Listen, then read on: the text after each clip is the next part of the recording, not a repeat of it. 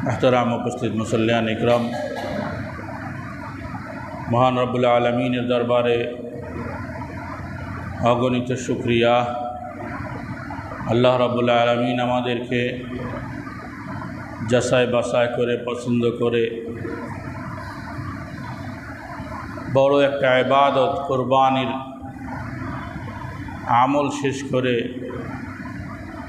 तार परवर्ती जुम्माय तार घरे आसार तौफिक दान करेছেন, किछु दिनी कथा बोला शोना बोझार तौफिक दान करेছেন, तार कुदरती पाए गुलामीर सेजदा करार तौफिक दान करेছেন। एजন্য एकबार कालिमातुश शुक्र आदाय करी आलহামদুলিল্লাহ। मुहतरम, আমি আপনাদের সামনে সূরা রাদের 19 থেকে 22 নম্বর আয়াত তেলাওয়াত করেছি। সূরা রাদের 19 থেকে 22 এই আয়াতগুলো তেলাওয়াত করেছি। এই আয়াতের ভিতরে আল্লাহ তাআলা বুদ্ধিমানদের পরিচয় তুলে ধরেছেন যে বুদ্ধিমান কারা। কোরআনে বিভিন্ন সময় বলা হয়েছে বুদ্ধিমান রায় উপদেশ গ্রহণ করে, বুদ্ধিমানদের জন্য এই আয়াতের ভিতরে শিক্ষা। তো বুদ্ধিমান কারা? তো আল্লাহ তাআলা বুদ্ধিমানদের পরিচয় দিলেন, আল্লাযীনা ইউফুনা বিআহদিল্লাহি ওয়া লা ইয়ানকুযুনাল মিসাক ওয়াল্লাযীনা ইয়াসিলুনা মা আমারাল্লাহু বিহি আইয়ুসালা ওয়া ইয়াখশাউনা রাব্বাহুম ওয়া ইয়াখাফুনা সুআল হিসাব ওয়াল্লাযীনা সাবারু ইবতিগাআ ওয়াজহি রাব্বিহিম ওয়া আকামুস সালাতা ওয়া আনফাকু মিম্মা রাযাকনাহুম সিররা ওয়া আলানিয়া ওয়ায়াদরাউনা বিল হাসানাতি সাইয়্যাহ উলাইকা লাহুম উকবাদ দার। এই আয়াতগুলোর ভিতরে আল্লাহ তাআলা বুদ্ধিমানদের 9টা গুণ উল্লেখ করেছেন যে বুদ্ধিমানদের মধ্যে বুদ্ধিমান যদি চিনতে চাও তাহলে এই 9টা গুণ কারোর ভিতরে আছে কিনা দেখো। 1 নাম্বার হলো আল্লাহর সাথে কৃত অঙ্গীকার। আল্লাযীনা ইউফুনা বিআহদিল্লাহ, যারা আল্লাহর সাথে কৃত অঙ্গীকার পূর্ণ করে। আল্লাহর সাথে কৃত অঙ্গীকার কি? আলমে আরোহায়ের মাঝে আল্লাহ তাআলা রূহের জগতে আমাদের থেকে ঈমানের সাক্ষী নিয়েছিলেন। আলাস্তু বিরব্বিকুম, আমি কি তোমাদের রব নই? তো সমস্ত রূহ একসাথে সাক্ষী দিয়েছিল বালা। সেখানে মুমিন আর কাফেরের কোনো পার্থক্য ছিল না, আস্তিক নাস্তিকের কোনো পার্থক্য ছিল না, মুশরিক মুমিনের কোনো পার্থক্য ছিল না। আল্লাহ তাআলার কাছে আমরা ওখানেই ওয়াদা করে দিয়েছিলাম যে হ্যাঁ, আপনিই আমাদের রব, আপনি ছাড়া অন্য কেউ আমাদের রব না। এই যে ওয়াদা, এই ওয়াদাকে পূর্ণ করে আল্লাযীনা ইউফুনা আহদাল্লাহ, আল্লাহর অঙ্গীকার পূর্ণ করে যারা, অর্থাৎ রূহের জগতে যেই ওয়াদা আমরা করে এসেছিলাম সেই ওয়াদাকে পূর্ণ করে নিজেকে মুমিন হিসেবে প্রকাশ করা, তাওহীদ বা একত্ববাদে বিশ্বাসী হয়ে যাওয়া, এটাই হলো আল্লাহর সাথে করা আমাদের অঙ্গীকার। একটা এই অঙ্গীকার যদি পূর্ণ হয়ে যায় তাহলে সে খাঁটি মুমিন। রব এখানে বলে নাই আমি তোমাদের আল্লাহ, এই কথা বলে নাই, রব বলছে, খেয়াল করতে হবে। আলাস্তু বিরব্বিকুম, আমি কি তোমাদের রব নই? তা আমরা উত্তরে বলেছি বালা, অবশ্যই। রবের হাইসিয়াতটা কি? রবের অবস্থানটা কি? যার ভিতরে প্রতিপালনের ক্ষমতা আছে, তিনি আমাকে সুস্থ রাখেন, তিনি আমাকে অসুস্থ করেন, তিনি আমার বালা মুসিবত দিন, তিনি আমাকে বালা মুসিবত থেকে দূর করেন, মুক্ত করেন, তিনি আমাকে রিজিক দেন, তিনি আমার রিজিকের সংকট দূর করে দেন, আবার তিনি সংকট তৈরি করে দেন। অর্থাৎ প্রতিপালন যাকে বলে যত হাইসিয়াতে, এমন প্রতিপালক যে বান্দা অটোমেটিক তার মুখাপেক্ষী। আল্লাহ সামাদ, সামাদ শব্দের অর্থ এটা, তিনি কারোর মুখাপেক্ষী নয়, বাকিরা সবাই তার মুখাপেক্ষী, এটাই সামাদের অর্থ। তো পুরা মাখলুক যার মুখাপেক্ষী তিনিই রব। তো এখন আল্লাহকে রব বলে স্বীকার করে এসে দুনিয়া আসার পরে মুখে বললাম তিনি আমার রব, কিন্তু আমার আমল আখলাকে এটা প্রকাশ পায় না যে তিনি আমার রব। বাস্তবতা তো এটাই। সুদে ব্যবসা ছাড়ি নেই, ঘুষ লেনদেন ছাড়ি নেই, দুর্নীতি ছাড়ি নাই, দুধে পানি দেওয়া ছাড়ি নাই, চাউলের ওজনে কম বেশি করা বা পণ্যের ওজনে কম বেশি করা এটাও ছাড়ি নাই। ওদিকে কিন্তু আমি 5 ওয়াক্ত নামাজও পড়ি। আছে না এমন? বাস্তবতা এটাই। এবং মনে করি আমি যে আমার ওই অপরাধটা সব শেষ হয়ে যাবে নামাজের মাধ্যমে। সাধারণত লেনদেনে যে অপরাধগুলো হয় এগুলো বান্দার হক হয়। বান্দার হক কোনো ইবাদতে মাফ হয় না। আল্লাহর হক যদি কেউ নষ্ট করে, গুনাহ করে, তাহলে অন্য ইবাদতের মাধ্যমে আল্লাহ চাইলে মাফ করতে পারেন, কিন্তু বান্দার হক আল্লাহ মাফ করবেন না। তো দুর্নীতি বলেন, ঘুষ সুদ বলেন, সব বান্দার হক। ওজনে কম বেশি বলেন, সব বান্দার হক। মিরাসি সম্পত্তির মধ্যে উল্টাপাল্টা করেন, বান্দার হক। এবং মজার ব্যাপার হলো আমাদের অধিকাংশ গুনাহ আমরা যেতে জড়ায় আসি, যারা নিজের দিকে তাকান, প্রতিবেশীর দিকে তাকান। আমি বারবার কথা বলি, যখনই কোনো পাপের কথা, গুনার কথা বলি, তা আমরা সঙ্গে সঙ্গে অন্যের দিকে নজর দিই, ওই দিকে এই গুনাহটা করে। বাস্তবতা এটা না, যে অমুকও দেখে এই গুনাহটা করে, অমুকের মধ্যে এই সমস্যাটা আছে, অমুকে বোনের সম্পদ দেয় নাই, ওইদিকে উনি কিন্তু আবার দোকানে বসে ওজনে কম বেশি করে।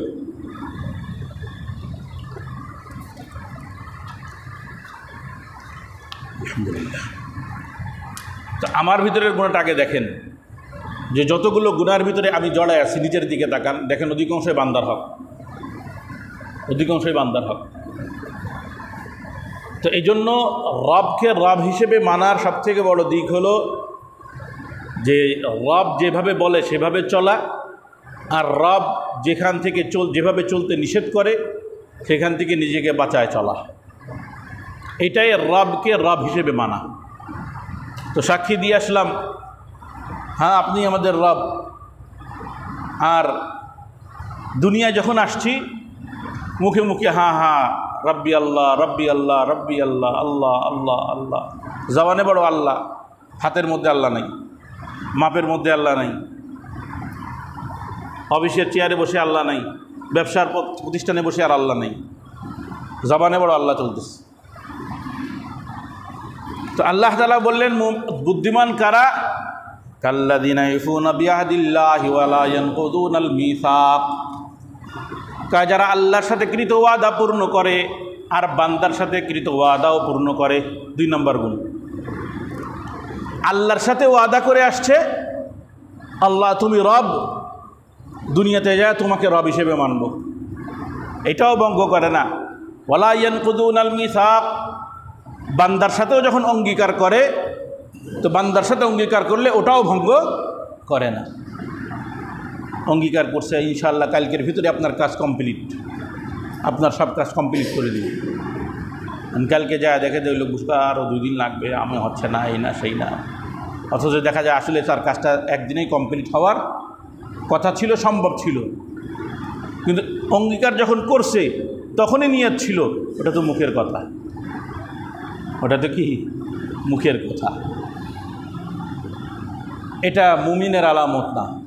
রাসূল করিম সাল্লাল্লাহু আলাইহি ওয়াসাল্লাম বলেন, লা ঈমানা লিমান লা আমানাতা লাহু ওয়া লা দীনা লিমান লা আহদা লাহু, যার ভিতরে আমানতদারিতা নেই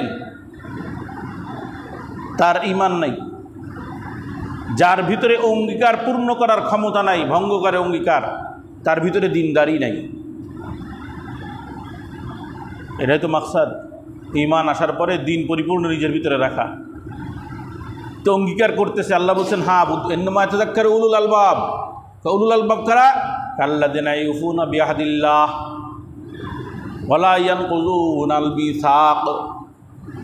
এই শেষের কথাটুকু, মিসাক যখন কারোর সাথে অঙ্গীকার করে ফেলে যে অঙ্গীকার তারা কখনো ভঙ্গ করে না। 3 নম্বর গুণ আল্লাহ তাআলা বলতেছেন, 3 নম্বর গুণ কি?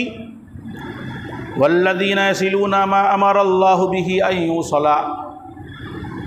আল্লাহ তাআলা যেই সম্পর্কগুলোকে জোড়াইতে বলছে সেই সম্পর্কগুলো জোড়ায় রাখে, অটুট রাখে। আল্লাহ তাআলা যেই সম্পর্কগুলোকে অটুট রাখতে বলছেন এই সম্পর্কগুলো অটুট রাখে। কোন সম্পর্ক? শরীয়তে সবথেকে বেশি যে সম্পর্কের উপরে কঠোরতা করা হয়েছে সেটা হলো আত্মীয়তার বন্ধন। ঈদের দিন হালকা কিছু বলতেছিলাম এই বিষয়ে। সবথেকে বেশি গুরুত্ব দেওয়া হয়েছে আত্মীয়তার বন্ধন আর প্রতিবেশী। প্রতিবেশী নিয়ে ইনশাআল্লাহ আগামী সপ্তাহে যদি সুযোগ হয় কিছু বলব। আত্মীয়তার বন্ধনটা আমাদের কাছে এত বেশি খেলনা হয়ে গেছে, এত বেশি খেলনা হয়ে গেছে যে আমরা আত্মীয়দেরকে ছাইড়া অনাত্মীয়, প্রতিবেশী অথবা বন্ধুবান্ধব এদেরকে আত্মীয়র উপর প্রাধান্য দেয়। অনেক নজির আছে যে আমার এক আত্মীয়ের বিবাহ, উদাহরণস্বরূপ, তো তেমন গ্রহণযোগ্য ব্যক্তিত্ব না আসে, তো গেলাম তো হাতে কিছু একটা নিয়ে যাও, খানা খেয়ে আসি। আর আশপাশের প্রতিবেশী একজন আসে সচ্ছল টাকাওয়ালা, তার বিবাহের অথবা তার বাড়ির কোনো অনুষ্ঠানে দাওয়াত দিচ্ছে, আমি বিশাল একটা গিফট নিয়ে যেতেছি, 5,000, 10,000, 20,000 টাকার গিফট। লোকটা তো সেই রকম অনাত্মীয়কে খুশি করতেছে, আর আত্মীয় চলতেছে, চলুক, সমস্যা নেই। আপন ভাইয়ের সাথে সম্পর্ক নাই, পাশাপাশি ঘর, পাশাপাশি বাসা, পাশাপাশি বাড়ি, ভালো একটা খাবার তৈরি হইতেছে, তো রাস্তার ওপারে আমার ভাইয়ের আর এক বন্ধুর বাসা, তার বাড়ি পাঠাই দিচ্ছে, যা একটু দিয়ে আয়, খুশি হবে না। ওটা তো আর বলে না মুখে মুখে, মনে মনে থাকে, খুশি হবে না। অনেক সময় ফায়দা নিতে হয় তার থেকে, কোনো সওয়াব নাই এতে। ইখলাসের সাথে দিলে সওয়াব আছে। মনের ভিতরে যখন কোনো কি থাকে, হাদিয়া দেওয়ার ক্ষেত্রে মনের মধ্যে যখনই কোনো উদ্দেশ্য থাকে যে আমি তাকে এই গিফটটা পাঠাই দিয়েছি, উদ্দেশ্য মুখে তো বলে না, দিলের মধ্যে ইচ্ছা যে লোক, সেই রকম লোক যদি জানতে পারে আমি এরকম একটা ভালো গিফট করেছি তাকে, তো সে তার থেকে আমার ফায়দা হবে। তো গিফটের কোনো নেকি নাই, সওয়াব নাই। আগে একদিন বলেছিলাম, দানেও যেমন নেকি হয়, সাদকা যেমন নেকি হয়, ঠিক হাদিয়া বা গিফটেও একই রকম নেকি হয়। দান গরিবদের করতে হয়, আর গিফট সমপর্যায়ের লোক বা তার থেকে বড় ব্যক্তিদেরকে করা যায়, সচ্ছল ব্যক্তিদেরকেও করা যায়। রাসূল হোসেন তাহাদা ওয়া তাহাব্বু, হাদিয়া লেনদেন করো আর নিজেদের মধ্যে প্রেম মহাব্বত বাড়াও। তো প্রেম মহাব্বতের উদ্দেশ্য যদি হয় তাহলে ঠিক আছে, কিন্তু আমাদের দেশের বর্তমান গিফট প্রচলনটা হয়েছে যার যেমন অবস্থান তার অবস্থান অনুযায়ী। অবস্থা তো এরকম। আল্লাহ পাশে বড় ভাই আছে, সপ্তাহে একদিন খোঁজ নাই কিনা, কথা বলে কিনা সন্দেহ আছে। লেনদেন তো অনেক দূরের কথা। অনেক সময় আছে আপন ভাই বোনদের সাথে বা আত্মীয়, চাচা, ফুফু, এদের সাথে সাধারণত মনোমালিন্যতা দেখা যায় মিরাসি সম্পদ নিয়ে। মিরাসি সম্পদ নিয়ে সাধারণত এই সমস্যাগুলো দেখা দেয়, এবং এটা লেনদেন, মুআমালা। মিরাসি সম্পদ এটা লেনদেন করা, এটা মুআমালা। সামান্য পরিমাণ 19-20 করার সুযোগ নেই। সামান্য পরিমাণ 19-20, যেটা শরীয়তের প্রায় সব জায়গায় গ্রহণযোগ্য, কিন্তু লেনদেনের ক্ষেত্রে এসে 19-20-এর কোনো সুযোগ নেই।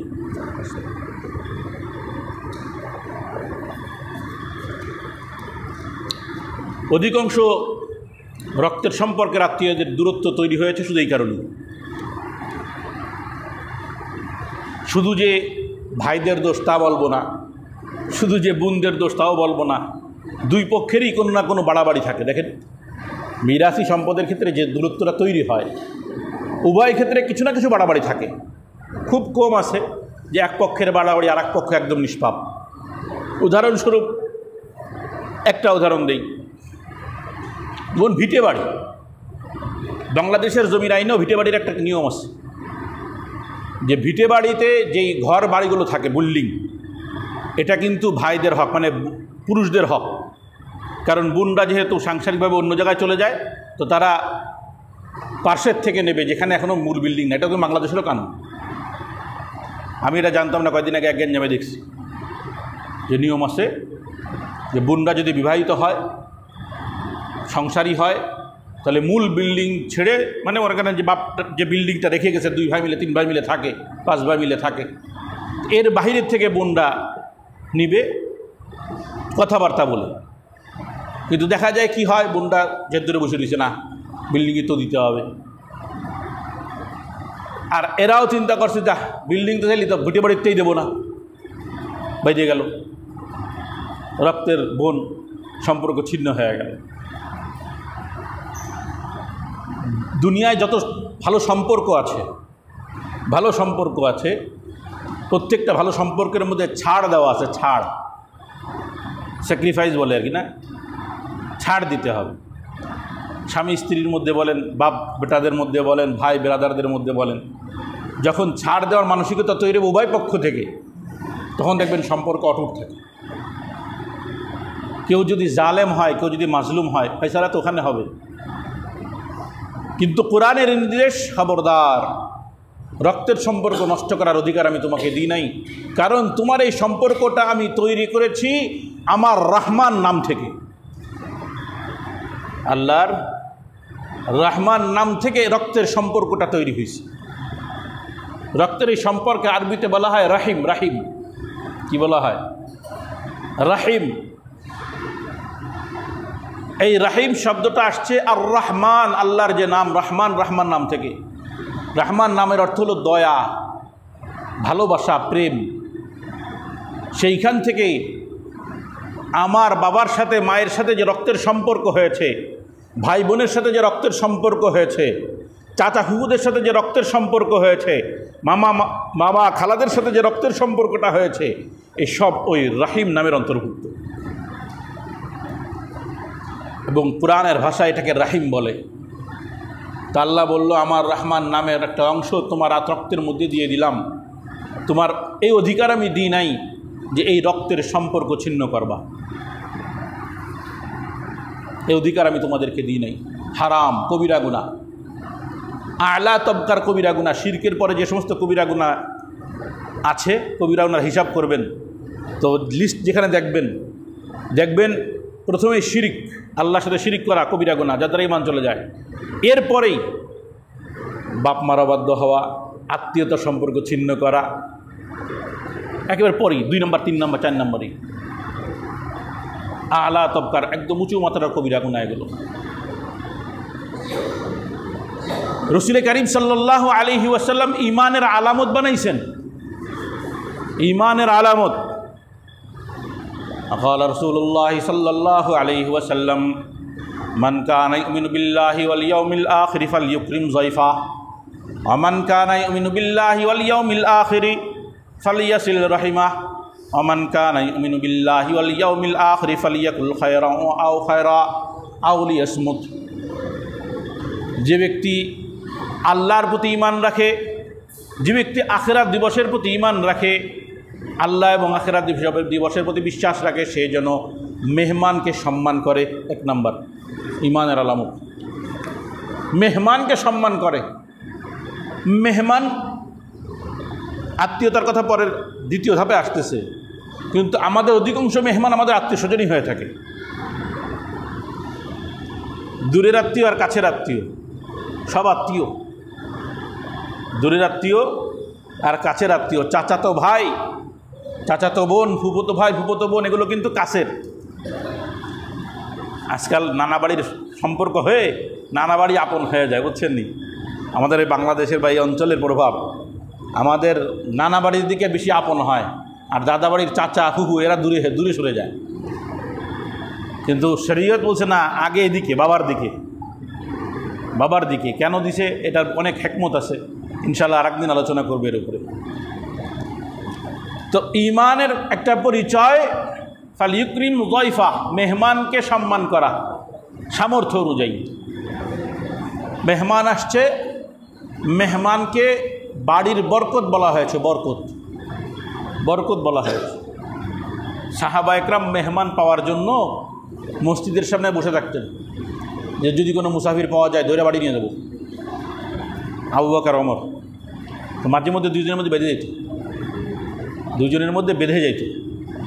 মনে করেন আবু বকর রাদিয়াল্লাহু তাআলা ধরে ফেলছে, উনি দূর থেকে দেখছেন, ভাই আবু বকর আমি দূর থেকে দেখছি, ওনারে নিয়ত করছি মেহমানদারি করাবো, আপনি ছাড়েন, তো আমি আগে ধরছি। মেহমানদারি কি করাবে? ঘরে যা আছে তাই। ওই যে রসুলের জবানে শুনছে যে যেই ঘরে মেহমান আসে সেই ঘরে আল্লাহর রহমত আসে, যেই ঘরে মেহমান আসে সেই ঘরে আল্লাহর বরকত আসে, ব্যাস দৌড়ানো শুরু হয়ে গেছে। আবু বকর ওমর পেরেশান যে কীভাবে মেহমান আনা যায় ঘরে। আর আমাদের অবস্থা, মনে করেন আজকে ফোন দিয়েছে, বোন শ্বশুরবাড়ি থাকে, ও ভাই আসতেছি ঈদের পরে, গোশ মাংস তো আছে, আসতেছি, এই কয়দিন আমি সংসার ঝামেলা আসতে পারি নাই। তবে কয়দিন পরে হয় তোর ভাবি অসুস্থ, বাপের বাড়ি গেছে। বাস্তবতা তো এমনই, মেহমান আসলে ভয় পায়, আবার একটা খরচ বাঁধলো। কারোর যদি ইমান থাকতো, পাকা ইমান থাকতো, আমার রসুলের হাদিসের উপর ইমান থাকতো যে মেহমানদারিতে বরকত আসে, সেই চিন্তা করতো যে খরচ হবে, যাক মেহমানের পিছনে যা খরচ হবে, বরকত যখন আসবে তখন বরকত ডবল হয়ে আসে। আর আগে একদিন বলেছিলাম, বরকত দেখা যায় না, বরকত অনুভব করতে হয়। বরকত কখনো লাভ দেখা যায়, লাভ 100 টাকার ব্যবসা করছেন, 10 টাকা লাভ আসছে, এটা দেখা যায়, কিন্তু বরকত দেখা যায় না। বরকত হয়ে যায় ওই 100 টাকার ভিতরে 150 টাকা 200 টাকার কাজ যখন হয় তখন ওইটাকে বরকত বলে।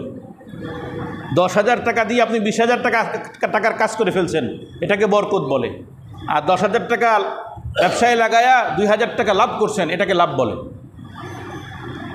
এই জন্য বরকত দেখা যায় না, অনুভব করতে হয়, লাভ দেখা যায়। তো কারোর যদি এই ইমানটা থাকতো যে তোমরা মেহমানদারি করো, মেহমানদারি করার দ্বারা তোমাদের বাড়ির মধ্যে বরকত আসে, তো এই ইমানটা যদি থাকে তাহলে মেহমান আসলে ভয় পেতনি যে অমুক ভাই আসতেছে, অমুক চাচা আসতেছে, আর এই বাড়িতে আবার মেহমানদারি। আর এগুলো সাধারণত পুরুষদের মাথার মধ্যে আসে, আমাদের নারীদের কারণে।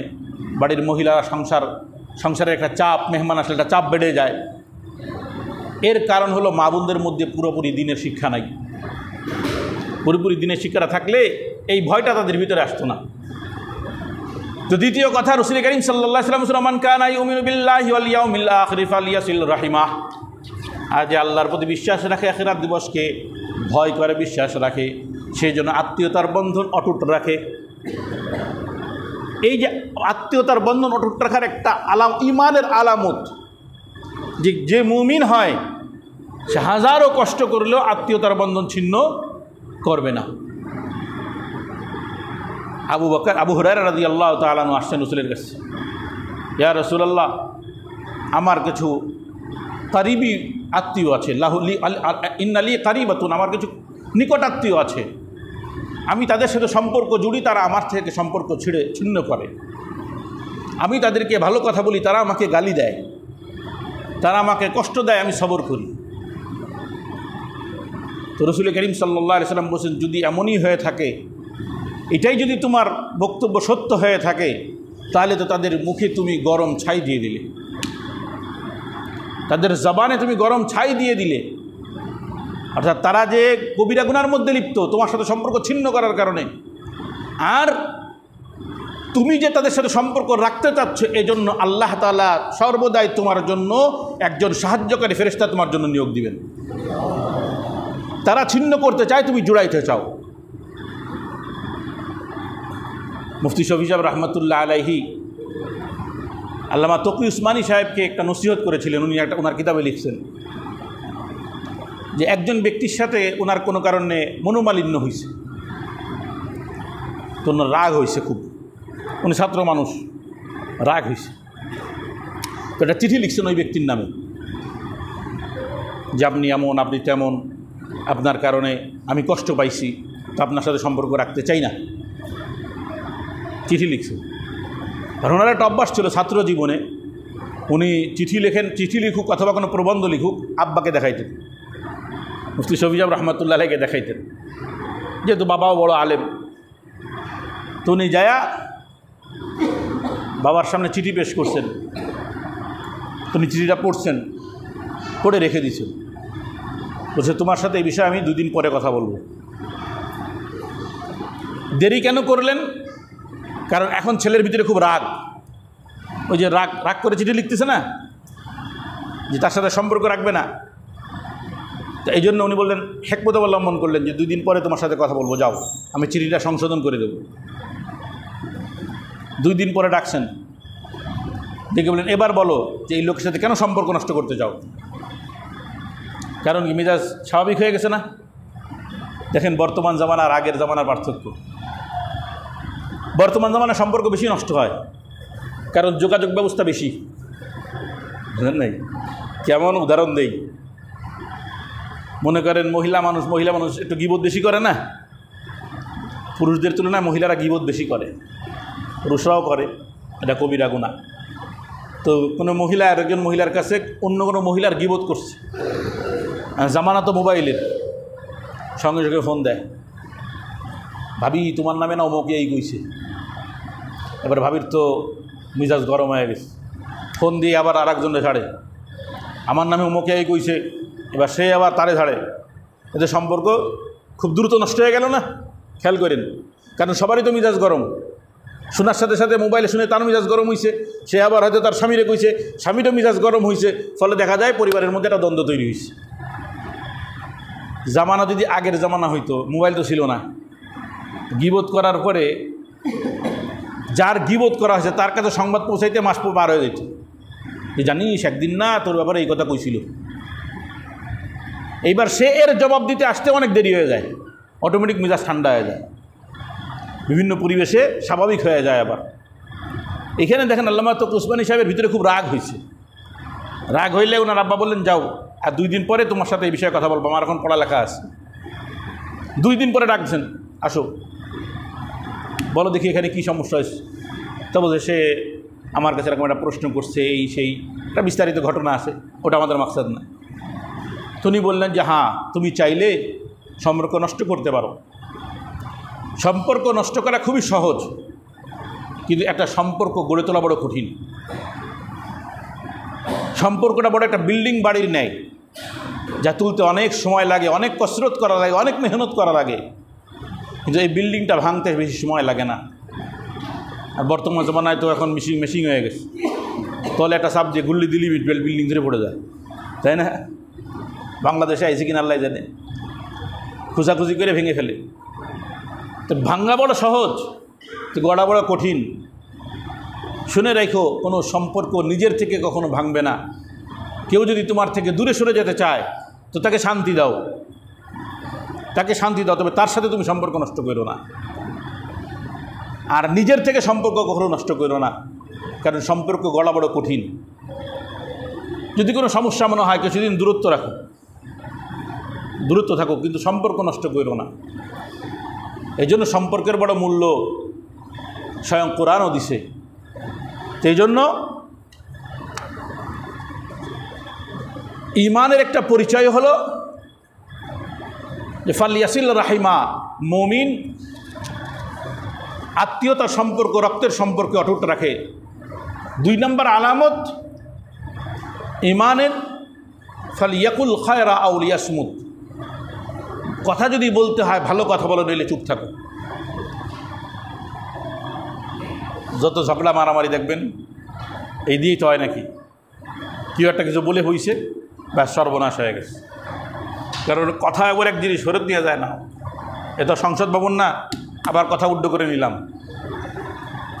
সংসদ ভবনের কথা অনেক সময় উড্ড করা যায় না, ঠিক আছে আমার এই কথা আমি উঠাই নিলাম, শেষ। কিন্তু বাইরের জগতে কথা একবার বলে ফেলালেও কথা উঠানো বড় মুশকিল। যে ভাই না উঠাই নিলাম, গালি দিলি কেন? না গালি দিছি, উঠাই নিলাম, যাও গালি যা। গালি আর ওঠে না, গালি দিলি আর ওঠে না। এই জন্য রসুল আমাদেরকে শিখাইলেন যে মেহমানকে সম্মান করো, আত্মীয়তার সম্পর্ক অটুট রাখো, জবানের হেফাজত করো, তুমি মুমিন। তুমি মুমিন। নবী প্রেরণের একটা বড় মাকসাদ ছিল এই আত্মীয়তার বন্ধন অটুট রাখা। আরবদের সমাজ কি ছিল জাহেলি জমানায়? নিজেদের বংশের মধ্যে বাইরে যে বংশ দুই ভাগ হয়ে দুই বংশ তৈরি হয়, একই বংশ দুই গ্রুপ তৈরি হয়ে মারামারি হয়ে দুই বংশ তৈরি হয়ে যায় এবং হাজার বছর ধরে চলা গ্যাঞ্জাম। এক সাহাবি আমর ইবনে আবাসা আস-সুলামি রাদিয়াল্লাহু তাআলা যখন ইসলাম গ্রহণ করতে চাইছেন, শুনছেন মক্কায় একজন নবী আসছে। উনি মুসলমান হওয়ার আগের থেকেই মক্কার এই শিরকি কাজ উনি পছন্দ করতেন না। ওনার এলাকার উনি এগুলোকে ভুলই মনে করতেন, যেগুলো ভুল, অসম্ভব ব্যাপার। মানে মূর্তি পূজা করে মূর্তি আমাদেরকে কী দিবে, উনি আগের থেকে এই ধরনের বিশ্বাস রাখতেন। এর মধ্যে সংবাদ শুনছেন যে মক্কায় একজন নবী আসছে, সে একত্ববাদের ডাক দিছে, মূর্তির বিরোধিতা করে ইত্যাদি ইত্যাদি। তো উনি সফর করছেন। সফর করে মক্কায় যখন পৌঁছাইছেন, রসুলের খোঁজ আর পায় না, কারণ খোঁজটা নেবেন কার থেকে? সব তো দুশ্মন। তো খুঁজতে খুঁজতে বেশ দীর্ঘ সময় পরে রসুলের সাথে সাক্ষাৎ হয়েছে। জিজ্ঞেস করছেন, আপনি কে? রসুল বলছেন, আনা রসুল্লাহ, আমি আল্লাহ রসুল। আপনার কাজ কি? আল্লাহ আমাকে পাঠাইছেন আরসালানি বিসিলাতিল আরহাম।